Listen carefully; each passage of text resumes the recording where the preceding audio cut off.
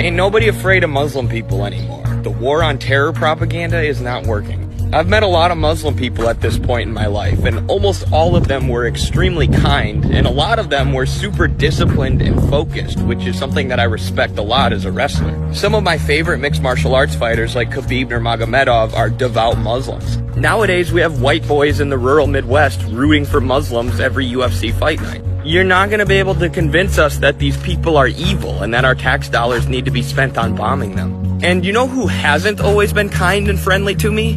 Israelis, Zionists. I talked to some members of the IDF on Zoom. It took them about 5 minutes to start saying all Muslim people are terrorists. And to be clear, I'm not talking about Jewish people. I'm talking about supporters of the State of Israel, who, with their violent, unhinged, and rude behavior, are turning more and more people away from their cause, away from Zionism. Meanwhile, Muslim people with kindness and friendship are bringing more people towards the cause of Palestine. There were a bunch of students at the student protests recently who converted to Islam. And the mainstream media was like, look at this, see, America's being taken over by Muslims. Now I'm like, I don't blame those kids for converting to Islam at all. The Muslim students were probably super nice and super awesome and super welcoming. And they're like, hey, I'm gonna side with these guys against the mostly secular, genocidal monsters that we're protesting against.